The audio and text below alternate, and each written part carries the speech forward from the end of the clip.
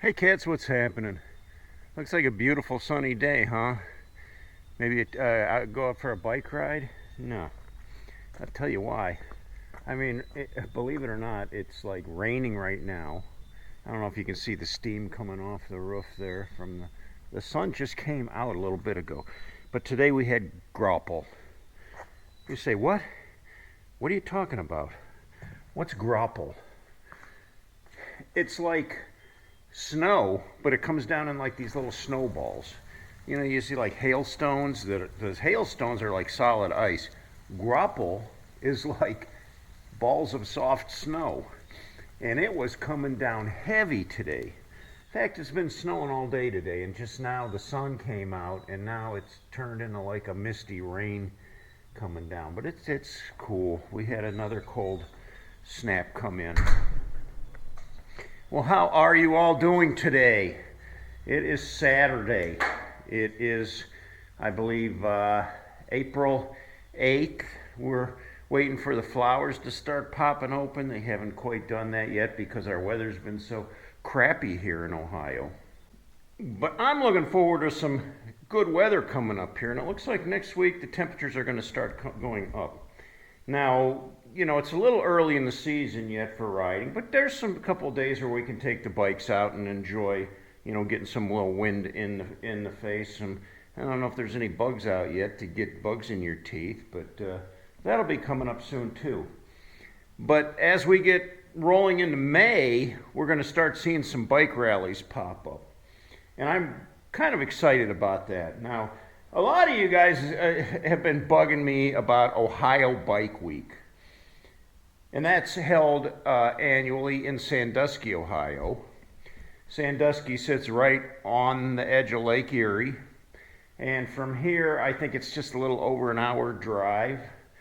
If I left here, I would drive west through Wellington, up through Norwalk, and then I can hit 250 and go straight up into Sandusky. About an hour drive for me. But I've never been to Ohio Bike Week. What's up with that, Itchy? You know, you've been all kinds of rallies all over the country, but you've never been to one that's an hour away? Sadly, no, and I can't even tell you why I haven't, other than it just didn't fit into my schedule. But anyway, coming up here, the end of May, May 27th through that week of June 5th, is going to be Ohio Bike Week in Sandusky. I think most of the stuff starts at Mad River Harley Davidson, right on Route 250. And then the last weekend of the rally, which is like June, I think it's like June 2nd through the 4th or the 5th. They're going to have like a thing out along the lake, kind of like a downtown block party, they call it, where they'll have bands and all kinds of stuff. So I'm really thinking about going the last weekend of the rally so I can hit the Mad River Harley and hit the block party. I think that'll be fun. Will V be able to come with me? Probably not. She can't really have the stamina to ride on even as a passenger for that over an hour ride. She'd be good for a short ride, but that would be too much for her. And then just the whole thing of traveling and then, you know, even if we came home the same day, that doubles the amount of time for the bike ride. So she can't really do that. So I'll be doing it solo. But I'm kind of excited about that, and I'm putting that on my calendar. I'm not making any promises because here we don't ever know what tomorrow is going to bring. I mean, honestly, with our life and the health problems that are going on, we can't really say, we can't plan too far ahead, let's put it that way. And it's sad, but it's just the facts. That's the way it is here in our life right now. But I'm going to have Ohio Bike Week on my calendar, so if any of you guys are going, cool. I would really like to hook up and meet with you guys. And, you know, hey, if you're local, maybe we could even ride up there together or something. Anyway, right after, not too long after that, towards the end of June, which would be like, I think, June 11th through the 19th, is the Laconia Rally, which is in New Hampshire. Now, that's a little bit more of a ride. For me, I believe I've done that ride in a day. I think it takes a whole day to get there, a good 8-hour ride. But I can make it to Laconia, New Hampshire. Now, I'm going to do that? No. And I'll tell you why. I've been to Laconia. And it just wasn't worth my effort. Now, perhaps things have changed somewhat in Laconia, but when I went there, it was a different story. They were lacking in a lot of ways to meet my expectations. So like I said, I packed up all my gear, loaded up all my stuff, piled up on the back of the bike, my tent, my sleeping bag, my bedding, cushions, everything that I needed. And I headed to Laconia thinking, well, it'll be like Sturgis. There'll be a campground there that I can find a campsite, or Chillicothe. It'll be something like that, and I can just pull in, set up my tent, and then see whatever's going on there and spend the night there. And then, if I like it, I might stay a couple days. Well, I got all the way out there and found the Laconia Rally, which was a very small event right on the main strip there by this big lake called Lake Winnipesaukee. Beautiful place. It's kind of a vacation area, and real scenic, kind of touristy. But for a bike rally, there wasn't really a whole lot there. So, the main drag there where the rally was, the bikes were all lined up along the street. And then there was, some shops and saloons along the side there. But you really didn't see like all the vendors and everything that you usually see at a bike rally. It was like, and then if you walked into one of these bars, it was just like loud and crowded, and you had to like elbow your way in to even where the bar was to get a drink. And at the time, I just didn't even find it worth my effort to be elbowing my way through that crowd. So I didn't pursue any time in any of those saloons there in Laconia. But I wanted to find a place to camp, and I was looking around and maps, and there was no campgrounds anywhere. Nothing public that I could find. And the hotels were booked solid, and there was no place for me to stay. Well, I find this other cat there, and I says, "Hey, you know where there's any campgrounds around here?" And he goes, "Yeah, me too." He says, "There's no campgrounds around here." He said, "I spent the night last night underneath a tractor trailer. He said there was a trailer parked in a parking lot, and he said I just crawled underneath there and put my sleeping bag out because it was kind of sprinkling rain, and he said it was dry under there, and I was able to sleep under there. But he said the cops woke me up in the morning and told me that I had to get the heck out of there. I wasn't allowed to even be sleeping there." So I thought, wow. I tried to find some place where I could stay, but I wasn't having any luck, and I started getting bummed out. I thought, well, gee whiz, what am I going to do? I got to find some place to stay for the night, I got to find some place to put my bedroll and set up my tent, or am I going to have to find an alley to sleep in somewhere? What's going on here? Well, I went to this little I don't know, it was like a little deli or something, and you could get an ice cream cone, and they had some tables outside. And I sat at a picnic table, and this cat come up and he says, "Hey, you mind if I join you?" And I said, "No, go ahead." And he sat down on the other side of the picnic table he had a little cup of ice cream he was eating too. And he said, "Where are you from?" It's biker small talk. And he says, "Where are you staying tonight?" And I said, "Well, that's a good question." I says, "I have no place to stay." And I says, since I've got here, I said that's been my main concern. Like, where am I going to lay my head tonight? Because from everywhere that I've seen, there's nothing here. He told me, he said, well, I think I can help you out. He said, if you go a couple blocks from here, there's the Methodist church. And he said, on the side of the building, there's a door that goes down into the basement of the church. And the CMA is there, the Christian Motorcycle Association. And he said their headquarters is there in the basement of the Methodist church. And talk to them. I think they'll be able to help you. Wow, well, that's promising, I mean, that's the best lead I've had so far.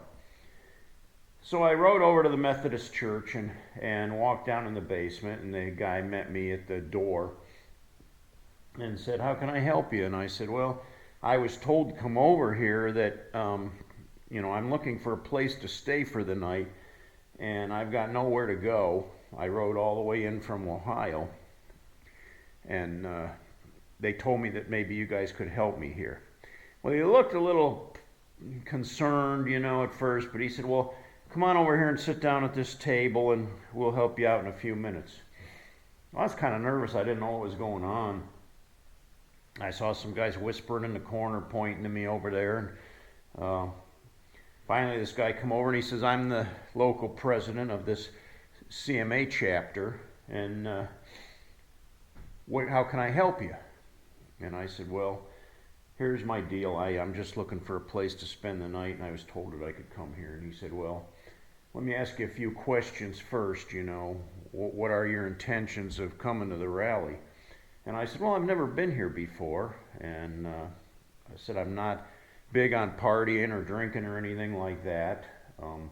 In fact, at the time, I wasn't drinking at all alcohol, but just bottled water, and told him that. And I said, I'm not interested in going to any of the saloons or anything. I just expected a lot more, So I expected some concerts, some music. I mean, usually you go to a rally, there's some big venue concerts, They got a big stage set up, and there's bands playing and everything. But there was nothing. If you wanted to hear a band, you had to go into one of these saloons. He said, well, here's what I'm going to do.